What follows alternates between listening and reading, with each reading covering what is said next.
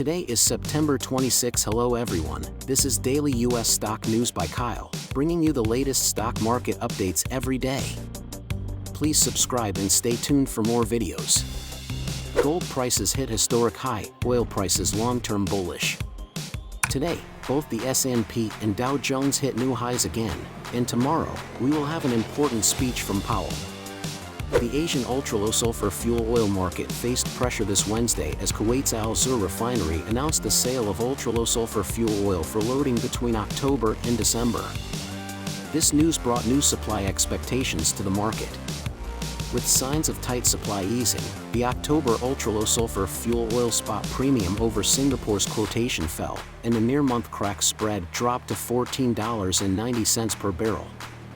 On the fundamentals side, the Asian fuel oil market is facing dual pressures of supply and demand. On one hand, refinery production cuts and rumors of unexpected disruptions have intensified concerns over tight supply. On the other hand, with winter approaching, the demand outlook for fuel oil has risen. Despite unfavorable macroeconomic conditions, a decline in U.S. oil inventories has provided some support for crude prices. The American Petroleum Institute, API, reported that last week, U.S. crude inventories decreased by 4.34 million barrels, while gasoline and distillate inventories dropped by 3.44 million barrels and 1.12 million barrels, respectively. Gold prices hit historic high, driven by expectations of another large Fed rate cut and geopolitical tensions. Gold has also benefited from geopolitical uncertainty, particularly in the Middle East, further boosting demand for safe haven assets like gold. As noted by senior commodity strategist Daniel Hines from ANZ Bank, a weakening U.S. dollar and declining U.S. Treasury yields have supported the price rally. Investors are closely watching Fed Chair Powell's upcoming speech and U.S. inflation data, as these could provide further direction for monetary policy. A recovery in gold exchange-traded fund (ETF) inflows has been a key driver behind the recent rise in gold prices.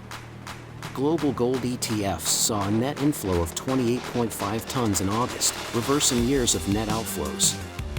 Imminent threat of U.S. port strike. A potential supply chain crisis is looming at U.S. East Coast and Gulf Coast ports, with a strike hurricane gradually approaching.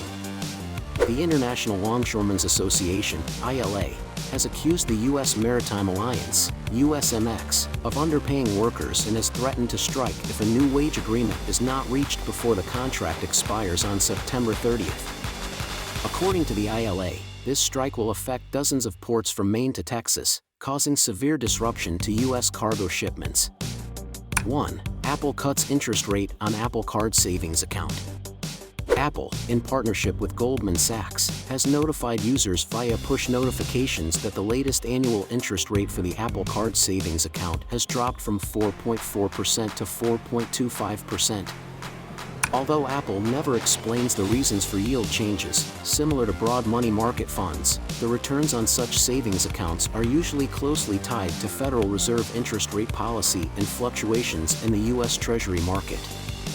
Wall Street warns of declining iPhone 16 demand as delivery times shorten. Morgan Stanley reports that iPhone 16 delivery times in the US and international markets are at least 10 days shorter than those for the iPhone 15. As of September 24th, iPhone 16 delivery times in the US are 15.2 days, compared to 25.7 days for the iPhone 15 at the same time. Internationally, iPhone 16 delivery times are 16.3 days, shorter than the iPhone 15's 28.5 days. 2. Light Technology reports strong Q4 earnings. Light Technology reported Q4 revenue of $7.75 billion, plus 93%, beating expectations of $7.66 billion. The gross profit margin was 36.5%, exceeding the expected 34.7%. Net profit was $1.34 billion, with adjusted EPS of $1.18, beating the estimate of $1.12. Strong demand for AI is driving data center DRAM product growth. 3. Meta holds annual Connect Developer Conference today.